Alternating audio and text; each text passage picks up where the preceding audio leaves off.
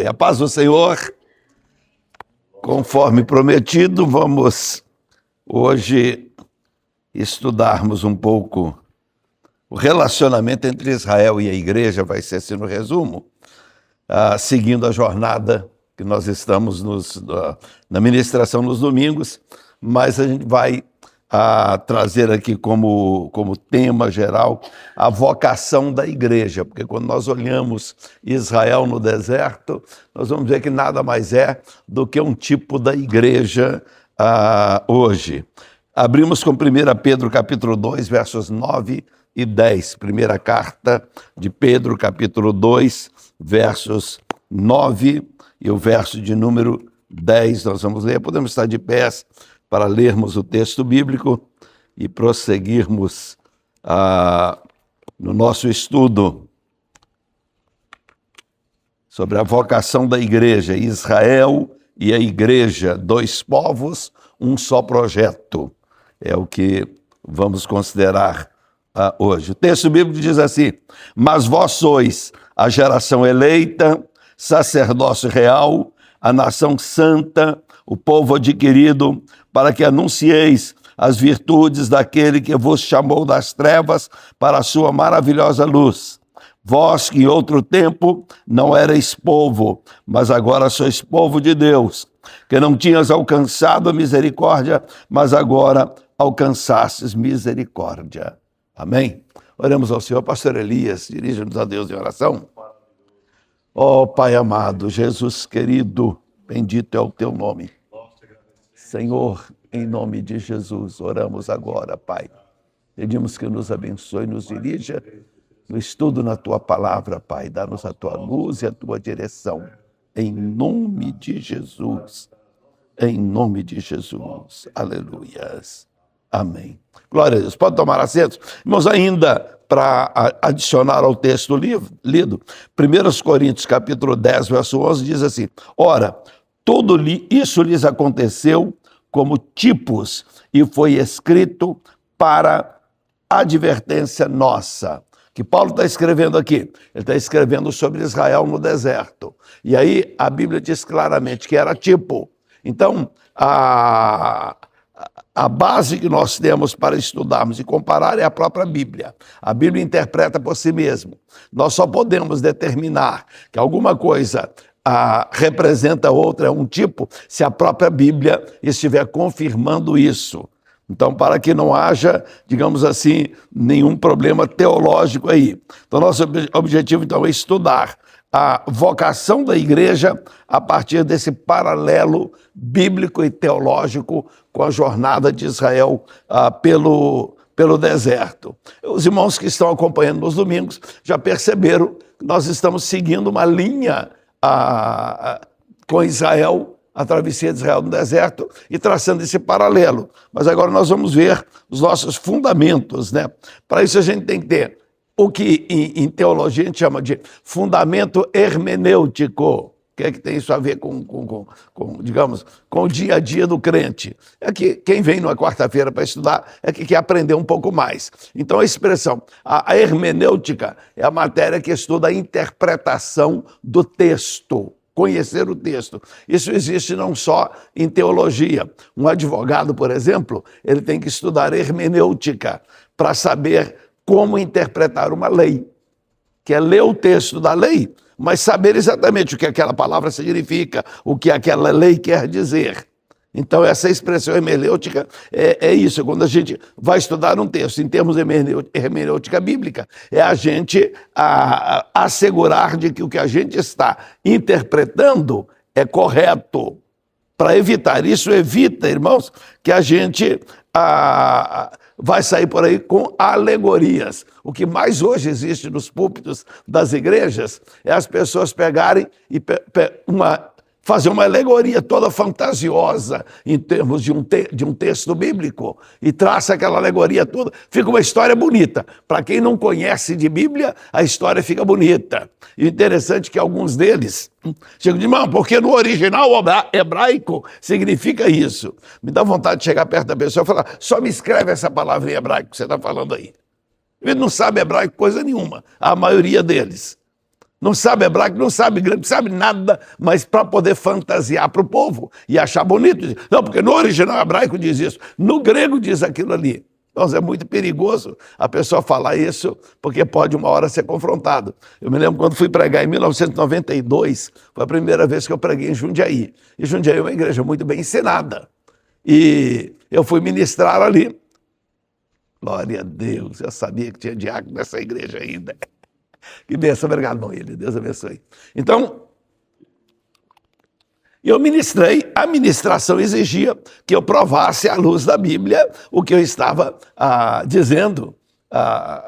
E eu, então, fui citando, foi, na verdade, digamos lá, a história, quando Jesus pôs-se de pé e clamou, dizendo, quem tem sede, vem a mim e beba, aquele que crê em mim, como diz a Escritura, rios de água viva fluirão do seu interior. E eu contei para eles, irmãos, isso aqui tratava-se de quando o sacerdote, o Jesus, ele falou isso numa festa em que o sacerdote ia ao tanque de Siloé, num determinado horário da tarde, era no último dia, quando a água tinha acabado, ele ia lá no tanque de Siloé com um vaso de ouro e vinha trazendo a água para despejar sobre o sacrifício, para aspergir sobre o povo.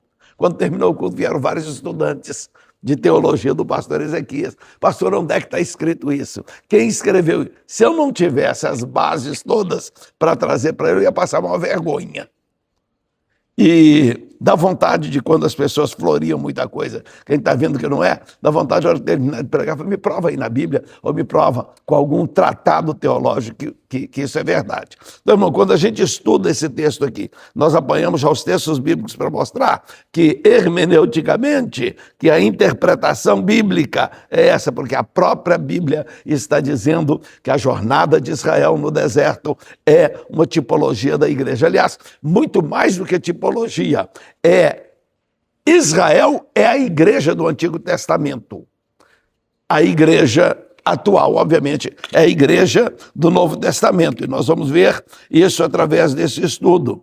Então, nosso fundamento é que não é apenas um tipo, ou a igreja substitui o outro. Não, um não substitui o outro. Cada um cumpriu a sua missão. Aliás, Israel era para ter cumprido, e nós vamos provar que Israel não conseguiu cumprir como nação a função dele no Antigo Testamento. Por isso Deus separou uma tribo de Israel, quando na verdade era para ser todo Israel, era para ser uma nação sacerdotal. Aí quando traz para a igreja, a Bíblia diz que a igreja, toda a igreja hoje é sacerdócio santo. A Bíblia diz que o Senhor nos separou para sermos sacerdócio santo. Então cada crente é um sacerdote. Ele pode não ser um pastor na igreja, mas é um sacerdote. Cada homem casado deve sentir-se que é o sacerdote da casa, deve saber que ele é o sacerdote da casa. Cada crente tem que ser sacerdote. Então, em Cristo é que vem, então, esse cumprimento do que Israel não conseguiu fazer. Israel não conseguiu por quê? Porque sem Cristo ninguém conseguiria mesmo exercer a função que Deus queria. Então, a igreja agora, ela participa de uma realidade que foi inaugurada por Jesus. Jesus disse, eu edificarei a minha igreja e as portas do inferno não prevalecerão contra ela. Com isso que Jesus está dizendo, olha, eu vou edificar a minha igreja e a minha igreja vai ter sucesso. A minha igreja não vai fracassar. Daí a importância, irmão, de nós nunca referirmos a igreja do Senhor Jesus e dizer que a igreja está mal, a igreja está ruim. Não, a igreja está sempre bem. Pode haver pessoas dentro da igreja que não estão agindo corretamente? Pode haver. Igreja é uma oficina de conserto. Igreja é um hospital para poder as pessoas virem para se tratar da sua vida espiritual. E aquele que hoje não está bem, está dando mau testemunho, ele pode se converter e amanhã a vida dele mudar, ser um grande modelo dentro da igreja. Então, seguindo adiante aí, então, esse texto, então, vai evitar essas alegorias fantasiosas que não têm base na Bíblia e também evitar, por desconhecimento, pessoa afirmar que a igreja está substituindo Israel. Não, a igreja está complementando aquilo que Israel não conseguiu fazer. A igreja agora, ela vem porque com Cristo, com a graça de Cristo, nós conseguimos, então, aperfeiçoamento da obra do Senhor.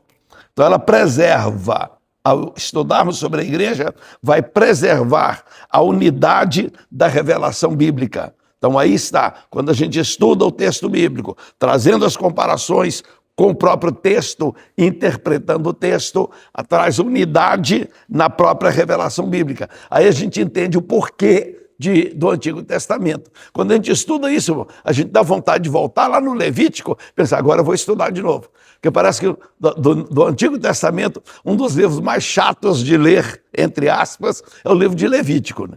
É tanta lei, e não pode isso, não pode aquilo. E quando a mulher tem criança, tem que ficar tanto tempo imunda. E quando a gente pegar a luz do Novo Testamento, tudo isso passa a fazer sentido. Que a gente está vendo que está apontando para a nossa necessidade de Cristo. Então, todas aquelas leis cerimoniais do Antigo Testamento, tão difíceis de serem cumpridas, elas apontam para a necessidade da graça. Então é isso que o Antigo Testamento faz para nós. E aí nós temos que concentrar na fidelidade ao texto ao texto bíblico, nunca inventarmos coisa por fora. Ponto número 1 agora, depois dessa introdução, aí nós vamos fazer as comparações. Mar Vermelho é onde nasce a vocação da redenção. Então, a travessia do Mar Vermelho, Êxodo 14, do verso 21 a 31. Eu vou apenas citar, os irmãos que estão anotando aí, apontem aí, porque sem tomar tempo lendo texto por texto, nós vamos, e como eu já preguei recentemente desses textos aí, então Êxodo 14, do 21 a 31, vai falar da travessia do Mar Vermelho, quando o povo de Israel atravessa o Mar Vermelho e celebra a vitória do outro lado. Aí nós comparamos esse texto com 1 Coríntios 10, 1 e 2. 1 Coríntios nós vamos ler. Então podem ler aí, alguém toma a leitura. 1 Coríntios capítulo 10, versos 1 e 2, para nós entendermos então a ligação de um texto com o outro. Quem encontrou pode ler 1 Coríntios capítulo 10, versos 1 e 2. Ora, então, não quero que ignoreis que nossos pais estiveram todos debaixo da nuvem, e todos passaram pelo mar. Todos foram batizados em Moisés, mas na nuvem e no mar. Então perceberam? Paulo está fazendo a relação entre jornada de Israel debaixo da nuvem, nós já estudamos isso, eles caminhavam, havia uma nuvem que fazia para eles sombra durante o dia, protegia do calor, ao mesmo tempo os guiavam, mas eles tinham que andar debaixo daquela nuvem. Fala que quando a nuvem parava, eles tinham que parar. Se a nuvem, além de parar, a nuvem baixava sobre eles, eles podiam armar acampamento, que era sinal que eles iriam ficar vários dias naquele lugar. Teve lugar que ficaram mais de mês, aliás, foram várias paradas de meses. Então, eles estavam debaixo da nuvem. E fala que eles atravessaram o mar. O mar se abriu, atravessaram em seco. Paulo está dizendo que aquilo ali foi como o quê? O batismo de Israel. Seria o batismo corporativo. Aponta para o batismo nas águas. Paulo está comparando como o nosso batismo. Israel antigamente, no seu tempo, também passou por esse batismo. E não era um batismo individual, eles chamam de um batismo corporativo, onde toda a nação teve que andar debaixo das nuvens. Nuvem, a gente sabe que a nuvem que refresca é aquela nuvem carregada de água. As nuvens são formadas por água. Então, a representação do batismo, estavam debaixo das águas, e depois não só andaram debaixo das águas, eles entraram por dentro das águas. A única coisa que não aconteceu foi a água os molhar, porque senão morreriam. Então era essa a simbologia do batismo, então, a travessia do mar. Só que a travessia do mar aconteceu após uma celebração, a primeira grande celebração de Israel, primeira grande festa de Israel. Qual era? Eles celebraram pela primeira vez no Egito. Quem se lembra qual foi? Celebraram antes de a Páscoa. A Páscoa aponta para quê? Cordeiro que foi morto, não é isso? O essencial na Páscoa era o cordeiro morto. Sem o cordeiro não se celebrava a Páscoa. Sem o sangue do cordeiro na porta, não adiantava celebrar a Páscoa, porque não iriam servir de proteção nenhuma, porque além do cordeiro, o sangue do cordeiro tinha que estar na porta, porque o anjo da morte ia passar por ali e ia matar todos os primogênitos em cada casa. Mas quem tivesse o sangue do cordeiro não sofreria dano. Então aqui essa Páscoa aponta para a morte de Cristo. Então mostrando que nós também, para passarmos pelo batismo nas águas, nós temos que primeiro ter passado pelo sacrifício de Cristo, ou seja, recebido a Cristo como Salvador, o sangue do Cordeiro nos protegendo. Então é isso que está dizendo. Não está dizendo que tem que primeiro comer a Páscoa, como nós temos na simbologia da ceia. Nós temos que ter tido a Páscoa em si. Um cordeiro tem que ter morrido por nós. Então só aqueles que o cordeiro morreu por eles atravessaram o mar, foram batizados no Mar Vermelho, como Paulo chama aqui isso de batismo. Foi um batismo assim meio presbiteriano, porque não molhou, né? Foi em seco. Mas eles passaram por dentro do mar. Então foi o grande milagre que eles passaram. E ali, na travessia do Mar Vermelho, o que acontece? O inimigo é vencido definitivamente. Então isso fala da nossa carreira espiritual, a nossa vida espiritual. Então nós vencemos definitivamente o inimigo quando nós tomamos a decisão de seguir a Cristo. Vai haver provas? Nós vamos ver aqui na frente que tem prova. Mas o grande inimigo de Israel, que prendia Israel no Egito, que escravizava, o inimigo que desafiava o próprio Deus, quando Moisés falou para Faraó que Deus tinha mandado para ele deixar o povo de Israel sair, a resposta de Faraó foi: eu não conheço esse Deus, não sei quem é esse Deus e nem vou ouvir a voz dele. É o desafio do inimigo. Porque diz, esse povo não sai daqui, são meus escravos. E era a decisão que o inimigo tinha em relação a você, a mim, em relação a nós. Ele decidiu, ele é meu escravo, ela é minha escrava e eu não largo de maneira alguma. Só que o inimigo não tem a última palavra. Não. O inimigo não tem poder de escravizar o crente. O inimigo não tem poder de escravizar o ser humano. Dizem, não, pastor, aí agora então está uma controvérsia. Como é que ele não pode escravizar o ser humano? Ele não pode. A menos que o ser humano permita, rejeite a graça de Deus. Se rejeitar a graça de Deus, vai continuar escravo. Mas da parte de Deus, a ordem é: deixa o meu povo ir.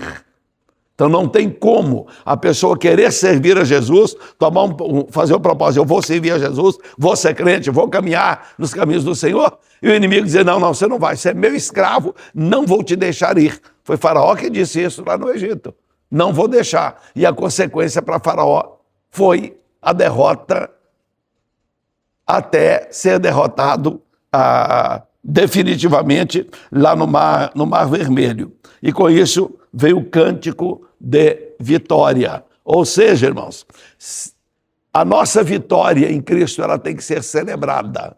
O crente precisa, sim, celebrar. E Moisés celebrou, Miriam celebrou.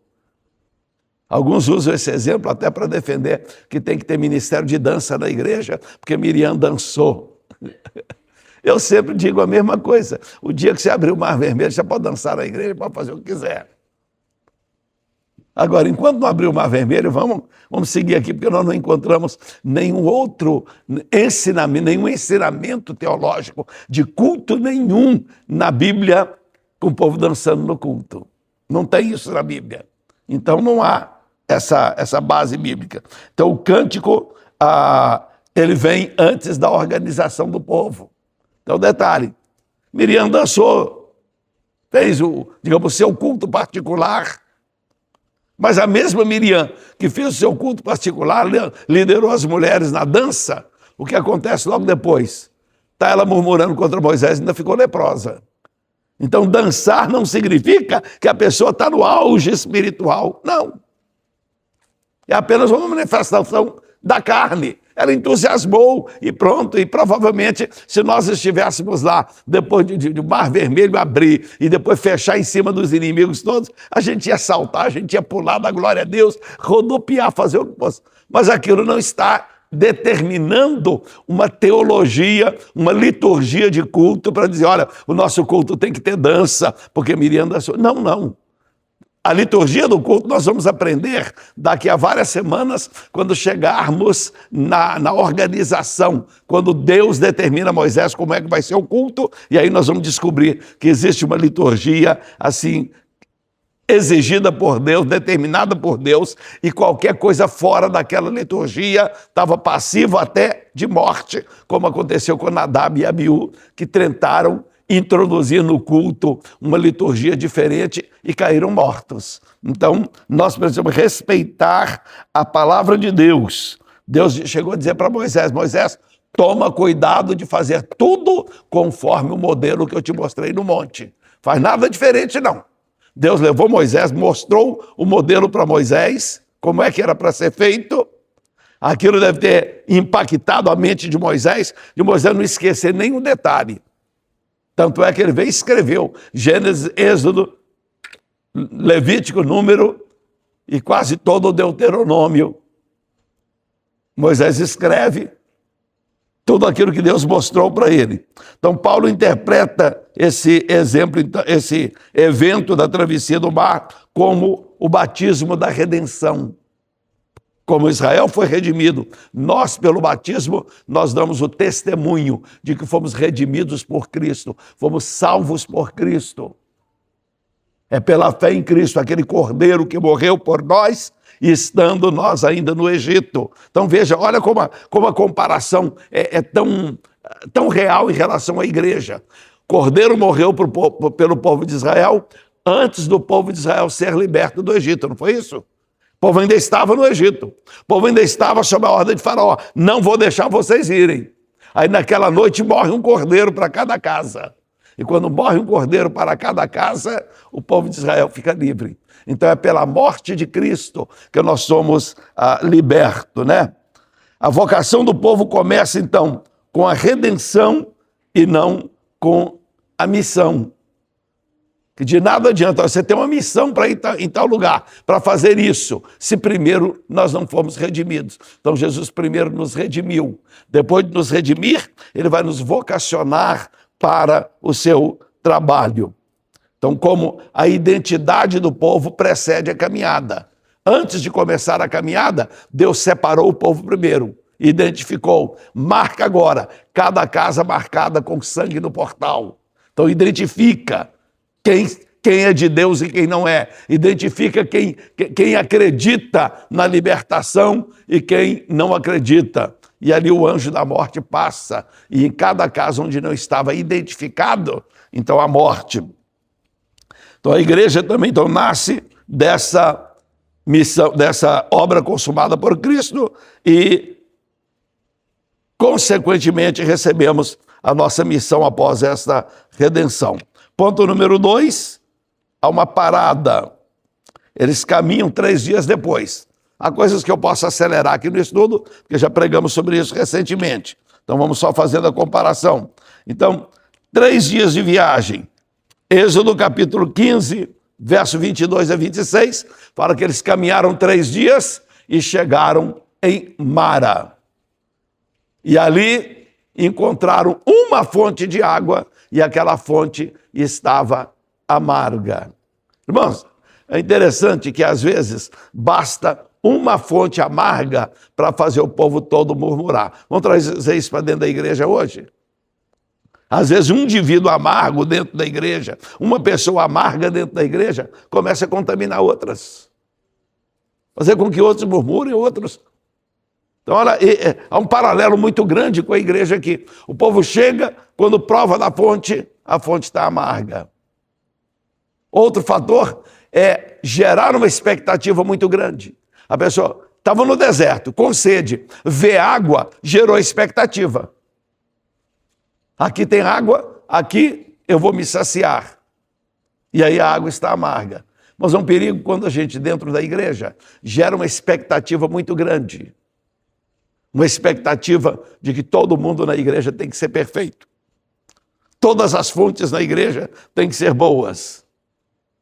E aí, de repente, depara com uma fonte ruim e às vezes estraga a vida de um novo convertido. Então nós temos que cuidar para que nós sejamos boas fontes, que nós sejamos de boa influência na casa do Senhor e tenhamos uma palavra para quando tiver uma fonte amarga.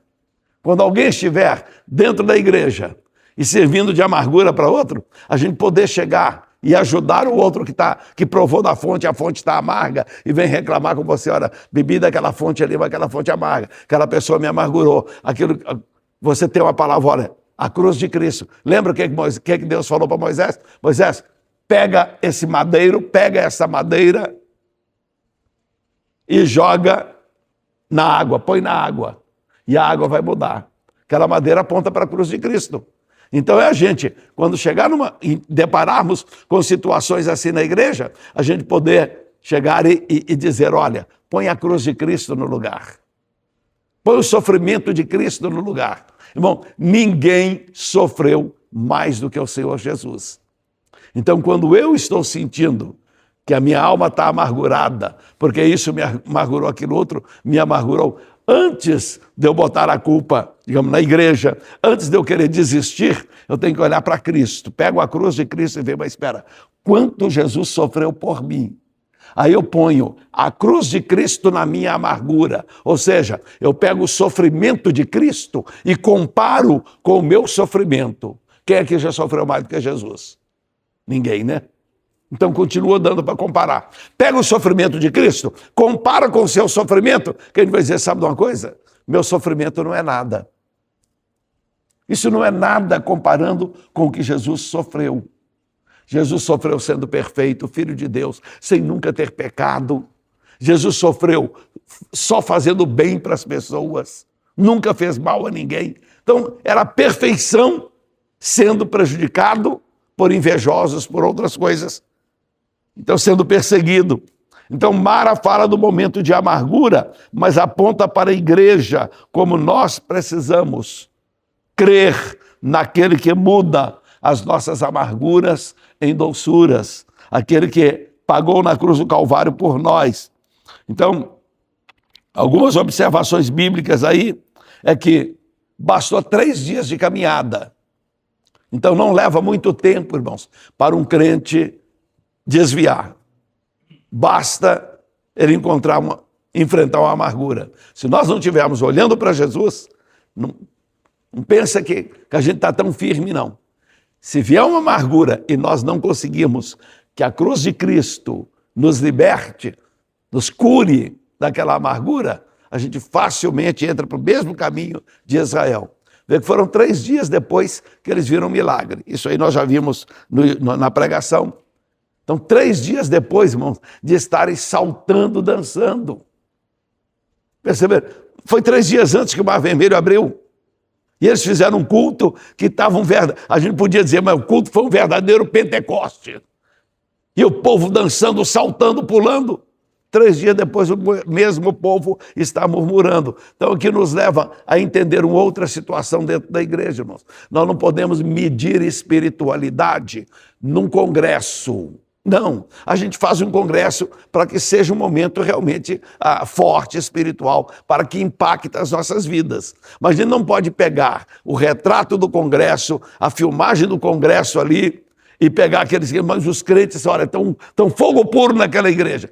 Espera passar 3 dias, pelo menos. Domingo, segunda, terça, quarta. 3 dias depois. E vem no culto de quarta-feira. E vão ver se todo mundo que estava pulando, saltando no congresso, está no culto de quarta-feira. Aí a gente vai descobrir que, na verdade, foi apenas um culto. Graças a Deus que houve um grande culto. Graças a Deus que houve um grande mover. Mas ainda não significa de que aquele grande culto em que o pregador, o louvor, o cantor, todo mundo conspirou no bom sentido, né, para que o culto terminasse naquele momento. Ele vê que é muito comum o pregador terminar de pregar, como ele vem de fora, ele precisa de terminar a pregação dele com um monte de gente aqui na frente, saltando, pulando. E aí ele termina a mensagem, prega, digamos aí, 40 minutos de mensagem, depois ele fica mais meia hora botando fogo no povo, tem que pular, tem que saltar, que é para poder a filmagem, ele tem que mostrar depois, quando ele voltar, ele tem que levar a filmagem daqui, mostrando que ele pregou aqui e o fogo caiu. O cara manda ele voltar na quarta-feira para ver o que aconteceu.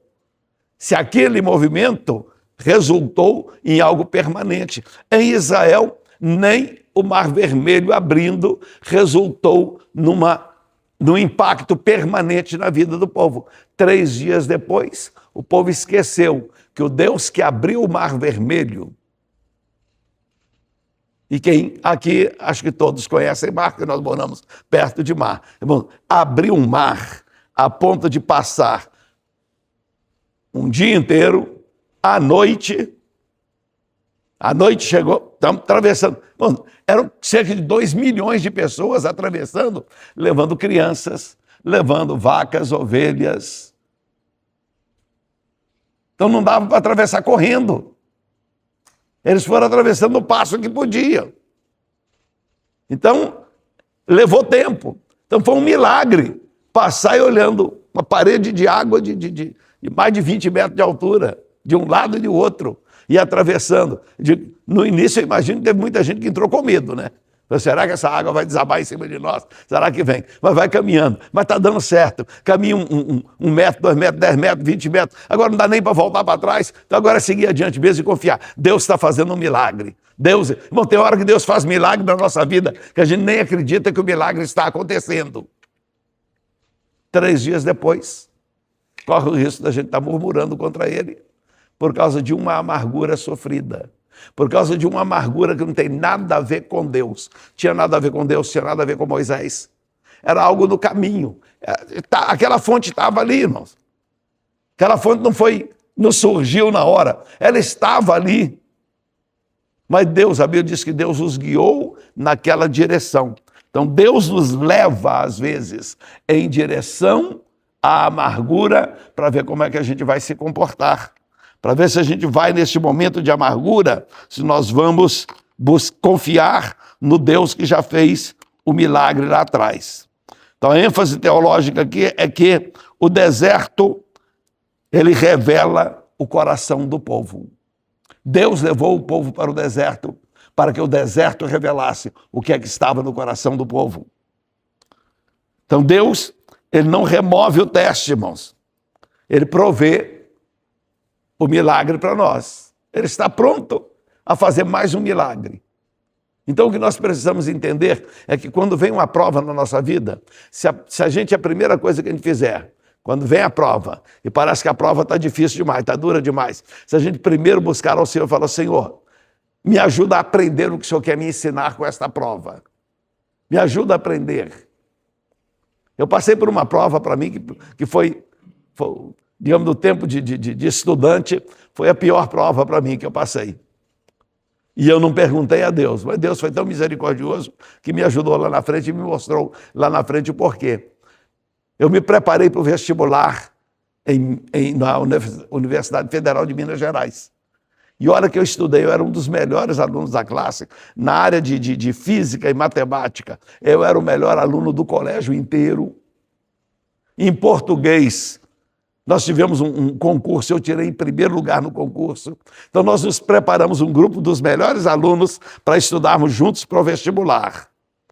Era uma equipe de 8 alunos que durante o mês anterior do vestibular, nós reunimos todos os dias, exceto o domingo, para estudarmos para o vestibular. E quando veio o resultado do vestibular, os 7 tinham passado e eu não. E eu era o melhor de todos. Foi uma prova para mim que eu decidi, eu já contei em detalhes, eu não vou detalhar. Eu decidi, não vou desviar, não vou nem ser crente mais, porque não vale a pena ser crente. Olha o que eu fiz. Eu era o único crente e fui o único que não passei. Que prova terrível, irmão. Ainda bom que naquele dia minha família tinha todo para Raposo, não tinha ficado ninguém em Belo Horizonte, porque eu não queria que ninguém me perguntasse se eu passei no vestibular, para não ter que dizer não. Vocês passaram por isso? Você não quer que ninguém te pergunta, porque a resposta não é boa. Então era isso. Só que eu não sabia que Deus tinha algo melhor preparado para mim. Passou-se o tempo, eu quis desviar, ia para Brasília para desviar em Brasília, porque lá que é lugar desviado mesmo. Na época eu não tinha esse conceito, mas eu pensei, eu vou para Brasília, que Brasília ninguém me conhece, eu desvio lá. Mas minha mãe me convenceu a ir para Americana, onde eu tinha um tio em Americana. Certo é que eu cheguei em Americana no sábado, 4 horas da tarde, domingo de manhã eu já estava na escola dominical. Quando eu acordei domingo de manhã, a primeira coisa que eu perguntei, meu tio, que dia é hoje? Porque eu estava desorientado até de dia. Eu falei, hoje é domingo. Eu falei, que horas são? Foi 8 da manhã. Eu falei, estou perdendo a escola dominical. Onde é que é a igreja? E saí correndo para a igreja. Lá o pastor, o filho do pastor estava dando classe dos jovens. No meio da classe já me mandou continuar dando a classe. Eu falei, nem lição eu estudei, não tem lição. Ele falou, toma aqui, você é mineiro. Ele falou, você é mineiro, rapaz. Mineiro sai de lá diácono, chega aqui serve para ser pastor. Estão dando uma moral para a gente, né?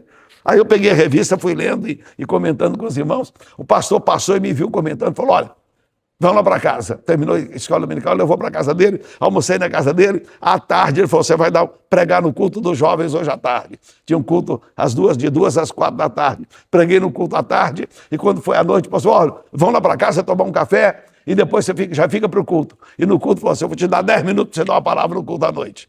Quando eu voltei para casa, eu pensei assim, vim para desviar e já preguei 3 vezes. Aí não tinha jeito.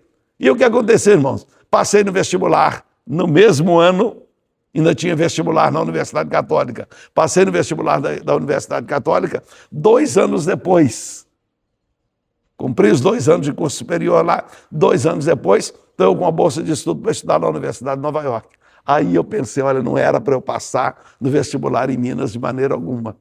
Era para eu vir para cá. Deus queria isso. Então, irmão, tem hora, irmão, que há provas na nossa vida que Deus está simplesmente mostrando, olha, eu tenho outro caminho para você. Então, o que nós precisamos é orar, Senhor, por que essa água amarga logo agora que eu estou com tanta sede? Logo agora que eu preciso tanto? Eu não sei se os irmãos já perguntaram isso para Deus em relação à imigração, aqueles que estão enfrentando problemas, espera ainda em relação à imigração. Você já começou a perguntar, Deus, por que o Senhor está permitindo mais esta prova, mais esta luta? O que é que o Senhor quer de mim, Senhor? Às vezes Deus está querendo falar alguma coisa para a gente, dizendo, não, eu estou querendo te mostrar que eu sou Deus, eu vou resolver seu problema. Então é importante, irmãos. Lição número 3, vamos tocar para frente aqui. Aí chegamos de Mara, vai para Elim, não é isso? Então, aí fala que o Deus que nos ajuda a passar pela prova, ele sempre traz um momento de refrigério. A vida do crente, irmãos, ela tem lutas. Jesus falou, no mundo tereis aflições. Mas uma coisa nós podemos ter certeza também, existe tempos de refrigério na vida do crente. Nós não vivemos só sofrimento a vida inteira. O momento do refrigério vai chegar. A Bíblia diz, o choro pode durar uma noite, mas a alegria vem pela manhã. Vai chegar o dia da alegria, irmãos. E quando chega o dia da alegria, aí a gente folga. Nós vimos, eu mencionei na pregação atrasada, de que havia uma fonte de amargura. Aí quantas fontes de água doce Deus reservou? 12 fontes e 70 palmeiras. Ou seja, Deus preparou um oásis. Irmão, se tem uma amargura na frente, pode ter certeza, Deus vai te dar 12 vezes mais. Ou seja, vai ter fontes de descanso. Vai chegar o momento do refrigério. E eu sei de alguns irmãos e irmãs aqui que me pediram oração para situações do passado. E depois a coisa mudou. E disse, pastor, a coisa mudou. Agora está uma bênção, Senhor. Isso em diversos aspectos. Eu me lembro de algumas situações quando algumas irmãs portuguesas se converteram aqui na igreja e os maridos não. Que luta para essas irmãs. Tinha marido que batia, mas batia e espancava mesmo. E essas irmãs guardava calada, não contava para ninguém. e outro marido pintava e bordava por fora, né? Como disse, é crente agora, eu faço o que quero, vou buscar. Você vai para a igreja, mas eu vou procurar outra nesse intervalo aí. E as irmãs vinham, pastor, o que eu faço, pastor? Irmã, se é por causa do evangelho, se é por amor ao evangelho, a irmã aguenta firme que essa amargura vai passar. Resultado, esses maridos se converteram, foram uma bênção, depois voltaram para Portugal. Um deles já está com o Senhor, a irmã, poucos anos depois, a irmã também partiu, e os outros estão lá em Portugal, servindo ao Senhor, marido e mulher servindo ao Senhor. E aí, depois de tudo bem, né, estava tudo. Aí eu perguntei para a irmã em particular um dia, falei, irmã, a mãe ainda está querendo divorciar do seu marido? Não, mas sangue de Jesus, não quero não. Então é assim, o tempo digamos, de oásis das 12 fontes chega. Então passa por um momento de aflição, de luta, mas tem Elim pela frente, tem um momento onde as fontes estão aí para nós nos deleitarmos, né? Descanso faz parte do plano divino na vida do crente.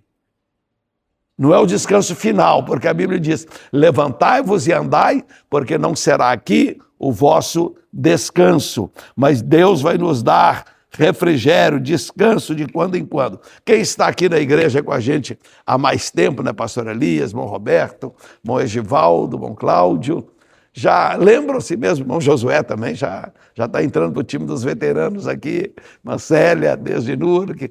Não lembra quantos momentos difíceis nós passamos aqui. E os que estão há mais tempo, lembram-se que houve momentos em que profetizaram, essa igreja vai acabar. Bom, essa igreja já encheu e esvaziou um monte de vez. Nós já enchemos uma quantidade de outras igrejas por aí. Essa igreja já produziu tanto igrejas que nós plantamos nós mesmos, depois demos autonomia, como Atlanta, Ohio, quanto pessoas que saíram daqui, digamos, com divisões, mas fundaram outra igreja, a igreja cresceu. Sabe o que vai acontecer na conta de Deus lá em cima? Foram os crentes que saíram daqui que fundaram outra igreja. Foi essa igreja, de qualquer forma, foram essa igreja. O divisor em si provavelmente vai ter problema, porque a Bíblia diz assim, que vai ter gente que vai chegar no céu, vai tentar entrar no céu, dizendo, Senhor, no teu nome profetizei, preguei, no teu nome, ganhei almas. Jesus vai falar, não te conheço, não te conheço. Agora, as almas que foram salvas, estão salvas, irmãos. Eu já tive a oportunidade de pessoas que converteram em outras igrejas aí, que saíram de nós, e vim conversar comigo, eu sou membro de tal igreja, você conhece? Conheço, faz bem, converteu lá, amém, continua firme com Jesus. Eu podia deixar a amargura tomar conta, não, vem cá, deixa eu te contar, aquele indivíduo aí, isso não presta, por causa disso. Não. Eu posso estar julgando uma alma no inferno se eu fizer isso, porque a pessoa se converteu ali, encontrou a salvação. E eu posso pegar e jogar a alma no inferno falando mal do outro aqui. Não, deixa com Deus. E se ele se converteu? E se ele se arrependeu? Só falta depois voltar aqui e pedir perdão, né? Mas eu creio no arrependimento e perdão de Deus. Então, irmãos, há um paralelo da igreja. O Deus que permite Mara, ele prepara Elim para nós, ele prepara para a igreja um tempo de descanso, de repouso espiritual. Experiências não anulam a operação de Deus, seja ela negativa ou positiva. Experiência negativa não quer dizer que Deus não esteja conosco, e também positiva não significa que Deus só está conosco. Não, Deus está, sim, nos ajudando. Aí vem o que nós pregamos no último domingo, não foi? O maná. Vocação de dependência. Isso nós falamos um pouco ali foi no último domingo, né? O maná fala então dessa dependência. Deus quer nos levar, irmãos, de um período de prova, um período de bonança. Ele dá essas duas coisas para nos mostrar, olha, na prova eu não estive contigo, na amargura eu não te ajudei. Mesmo no seu erro, que nós precisamos lembrar disso, irmãos. Nós erramos, nós falhamos. Às vezes nós com muita facilidade enxergamos erros dos outros e esquecemos de olhar que nós também erramos, falhamos e o Senhor nos perdoou. E o Senhor ali em Mara, quando nós estávamos murmurando, deixa eu nos colocar como povo de Israel, Deus, ao invés de mandar um raio do céu e matar todo mundo, Deus pegou e mudou a água, transformou a água em água doce. Bebe, eu vou perdoar a murmuração de vocês. Então ele faz isso, irmão, para a gente entender que eu posso depender dele. Tem gente que tem medo de caminhar com Deus pensando assim, mas e se eu errar, vou ter problema. Eu já vi crente dizer que, como a Bíblia diz que era melhor alguns não ter conhecido que conhecendo, se desviar. Então, antes eu não tivesse conhecido o Evangelho. Não, nada disso, irmãos. Quando a gente conhece Deus, tem experiência com Deus, a gente descobre que o nosso Deus é um Deus que nos perdoa, que nos ajuda. Mesmo quando falhamos, quando erramos, Ele dá oportunidade, prepara um lugar de descanso, e aí Ele vai dizer para nós, olha, tudo que eu quero de você é que você aprenda a depender de mim, a confiar em mim. É isso, confiar em Deus. Se eu errar, confie em Deus, que Deus perdoa. Se eu acertar e vier o descanso, confie em Deus, sabendo pode ser que esse descanso não seja eterno. Pode ser que esta bênção não seja para o resto da vida. Pode ser que ela acabe um dia. Não vamos nos regozijar pensando agora, eu estou melhor do que todo mundo. De vez em quando acontece isso. Um irmão prospera mais do que os outros, e graças a Deus por isso. O que não podemos é achar, agora eu estou por cima de todo mundo, porque agora sou cidadão americano, ou tenho green card, estou ganhando bem, estou por cima de todo mundo, estou acima de... Não, tem ninguém acima de todo mundo, porque é cidadão americano, porque tem green card, porque tem um emprego bom, porque está ganhando muito dinheiro. Não, isso pode acabar para todo mundo. Digamos, o deserto pode voltar para todo mundo, que foi o que aconteceu. Deus pegou e levou o povo para o deserto agora, onde eles deveriam depender dele para cada dia. Agora, quando o povo reclama, não tem pão, agora acabou o pão, o que nós vamos fazer? Aí Deus falou, não, agora eu não vou colocar aqui uma padaria para vocês produzindo pão à vontade, não. Agora eu vou dar todo dia a porção do dia. Só o que vocês precisam comer naquele dia.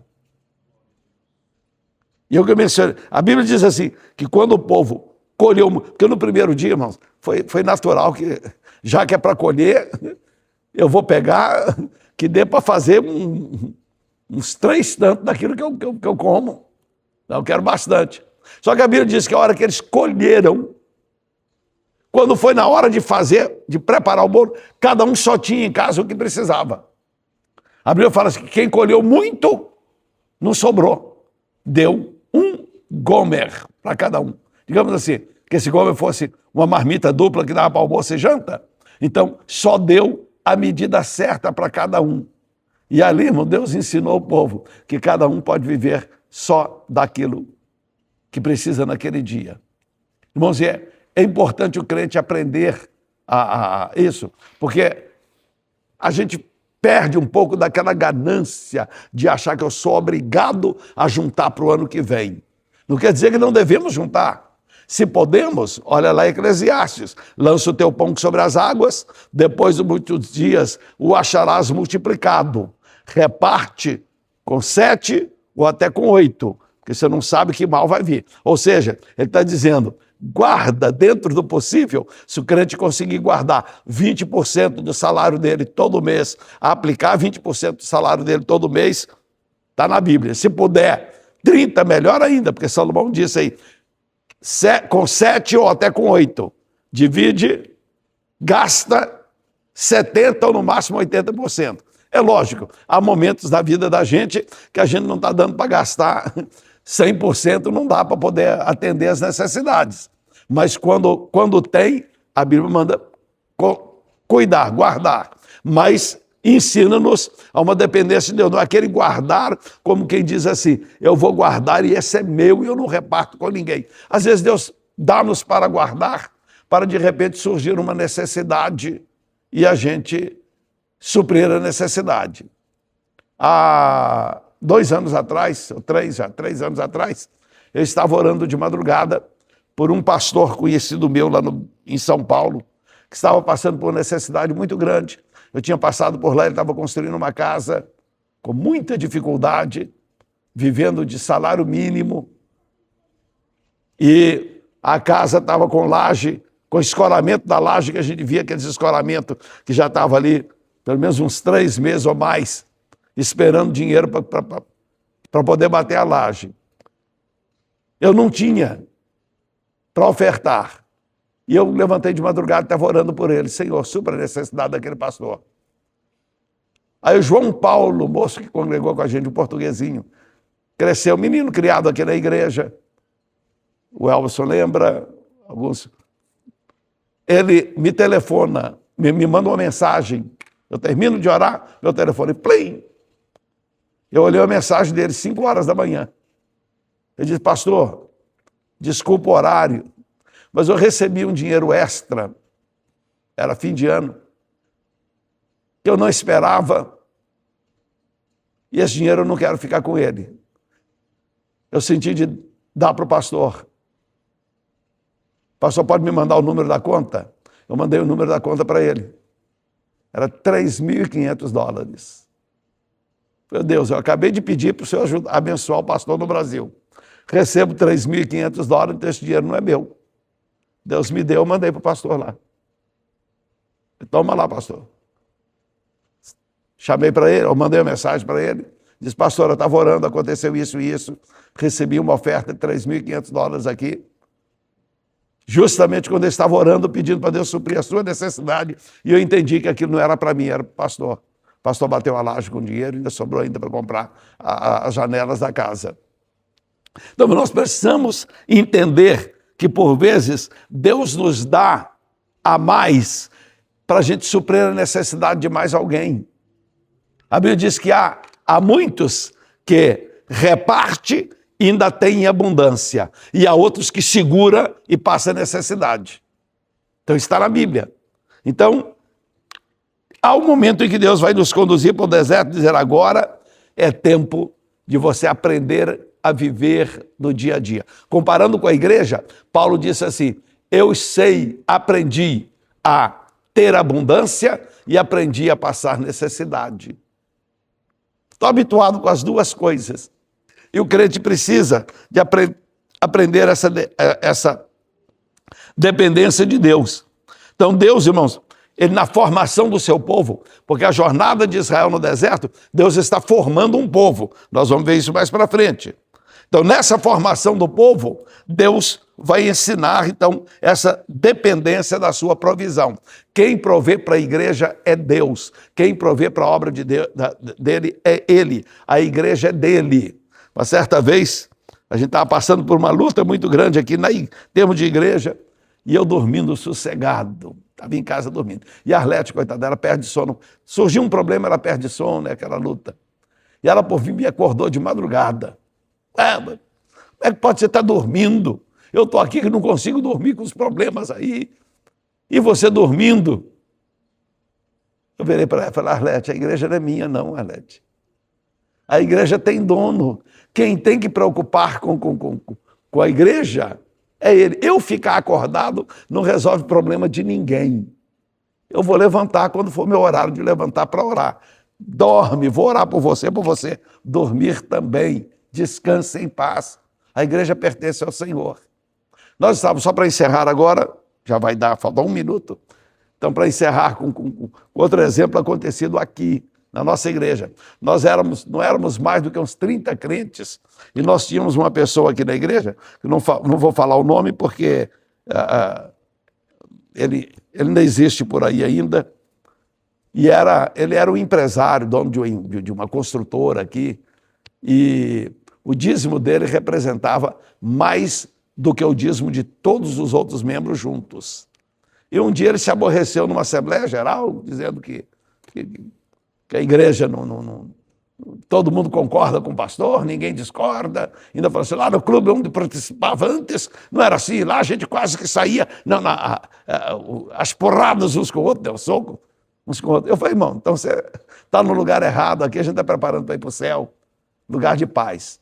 Terminou, ele saiu da igreja e comentou com uns irmãos, eu nunca mais piso aqui, esta igreja vai à bancarrota.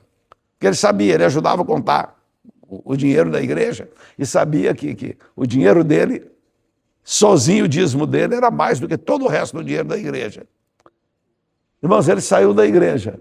Naquele mesmo mês, a renda da igreja dobrou.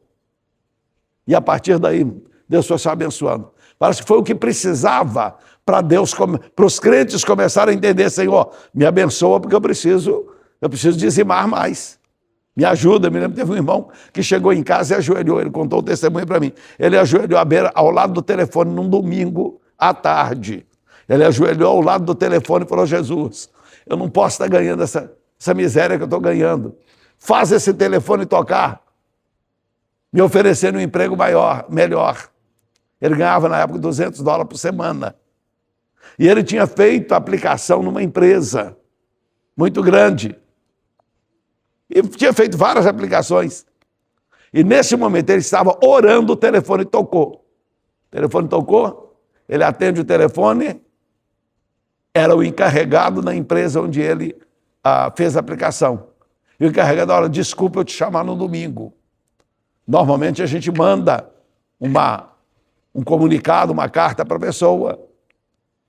Mas nós tivemos uma ordem de serviço muito grande aqui agora e eu preciso de mais funcionário para começar amanhã. Você pode começar amanhã? Eu disse, posso começar hoje. Se precisar, vou para aí hoje. O salário dele já começou a $600. 3 vezes mais começou o salário e aí foi a bênção. Então, irmãos, nosso Deus é o Deus da provisão. A igreja dele, ele cuida da igreja, em nome de Jesus. Nós vamos seguir. Já escutei barulho das crianças que terminaram lá. Nós vamos orar ao Senhor, agradecer